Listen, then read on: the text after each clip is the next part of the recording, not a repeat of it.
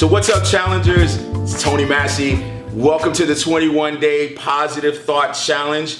If you are just new to the group, we are on day 7. Yeah, we made it a whole week, and I'm so excited about this. We only have 2 more weeks of positive thoughts to go, and I hope we can keep going after that. But if you're just joining us, if someone just invited you to the group, we're on day 7. So go back and look at the previous 6 days of challenges, of positive thoughts. And read all the comments. Everyone's doing a great job with the comments. I really appreciate all of your comments and all of your interaction. I'm having a lot of fun, and the group is growing, which is really cool as well. So a lot of fun things coming in the future for the group. But let's get through these 21 days, because that's what we came together to do. So again, it is day 7. If you haven't read the article, 21 one-sentence reminders for anyone who believes they're never going to be okay.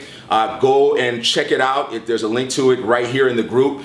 So we're on day 7 of that, and let me read day 7 to you right now.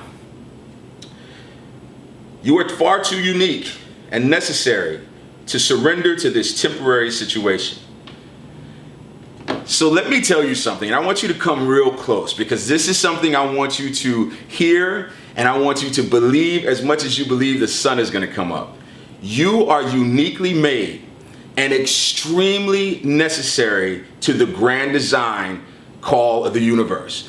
Where you are right now, in the moment that you are, the space that you're occupying, and the moment that you're occupying that space is by design. I do not believe in coincidence. I do not believe in, things happening, happenstance. I believe that everything happens for a reason, and all things are working for my good. What that means is, wherever you are right now is where you're supposed to be. Even if it feels like you're not, even if it feels like you're in a lot of pain, if it feels like, man, this sucks, this is a bad situation, believe it or not, that's where you're supposed to be for this season of your life. My mother used to tell me all the time, people come into your life for a reason, a season, or a lifetime. I believe that because I've seen it happen in my own life, where someone will flow into my life for a temporary moment, and they either provided assistance to me, they provided encouragement to me, or they needed that from me, and then they flow right out of my life.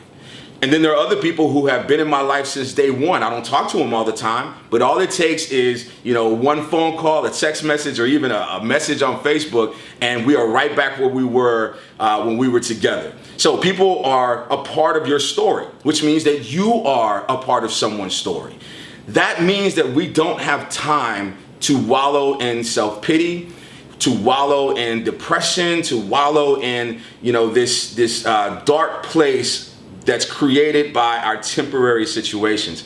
And yes, your situation is temporary. Now, when I say temporary, that doesn't mean it's going to be a day, a week, a month. It could be years, but it will pass. Even if it doesn't pass completely, your ability to deal with it will strengthen, and it won't feel as insurmountable as it feels right now. But you can't check out. And when I say check out, I don't mean just physically. I mean emotionally, spiritually, mentally, because someone is relying on you just to be present, to be in the moment. The easiest way to get seen is to see other people. I believe that. Make sure that you are exercising and operating in a space of gratitude. The words thank you are so extremely powerful. They draw people near to you because it shows that you understand the concept of gratitude. And people love to be around grateful people. You don't have to have a lot to be grateful about. Just your friendship, the fact that you joined this page. I am so extremely grateful, not for what it could do for me, but because we are able to exchange these ideas and show how many of us are going through very similar situations, and we can help each other out. And that's what it's all about. But if you seclude yourself, if you check out, then how can you be a help to someone else? And more importantly, how can someone help you? A lot of times when we go through things, we have what's called tunnel vision. And we can only focus on what's in front of us, nothing on the peripherals, the left and the right. And sometimes that's a good thing, because when you draw your focus towards a goal or towards an idea, then it makes it a little easier to get there. But when what you're facing is an obstacle, what you're facing is a challenge, and you ignore the peripherals, then you can either get attacked from the side, or you can miss opportunities that are sitting on the sideline waiting for you to call them in. That's what it's all about. Understanding that there are people in your life that may not necessarily be in front of you or behind you or even close to you, but they're positioned exactly where they are in order to give you assistance or for you to provide them assistance. I tell you, a lot of times when people call me for advice, I end up ministering to myself than more so than I am telling them what I think they should do or how their situation looks. And that's what it's all about. That's why communication amongst friends and fellowship is so monumentally important, because a lot of the answers to the questions that we have are in the answers that in the questions that we provide for other people. So you're too unique, you're too necessary, you're way too important to allow this thing to push you down. Change your mindset, change your vantage point. Decide today that you're going to look at this in a different way.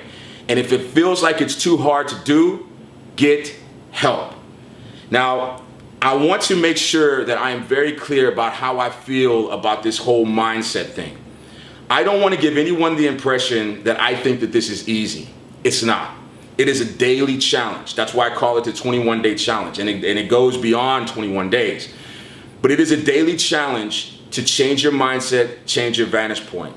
And I don't want you to get down on yourself if on, one day you forget to change your mindset or you start to move towards the negative. It happens. No biggie. Once you recognize that you're in that negative space, flip it. And if you can't do it by yourself, do not be afraid to ask for help. There are mental health professionals out there who are trained to provide you the assistance that you need in order to get past the situation that you're in. And there is nothing wrong with going to see a mental health provider, whether it be a psychiatrist, a therapist, a psychologist, whatever. There's absolutely nothing taboo about talking to someone about your problems who has been trained to help you through it. I myself have gone to therapy. I am a huge advocate of therapy. Not only dealing with PTSD, but dealing with just some of the stuff that I've gone through in my life. And it has changed my life. I don't have to do this by myself, and neither do you. I'm not an expert. I'm just someone who's gone through some things and has been blessed with the ability to communicate and articulate the things that I've gone through. We need you. Don't check out. Your situation is temporary, but your time on this earth is valuable. So stay here, stay in the moment. Thank you for following the group. Thank you for being in the group. I want to hear your comments. I want to hear your feedback. I'll see you tomorrow.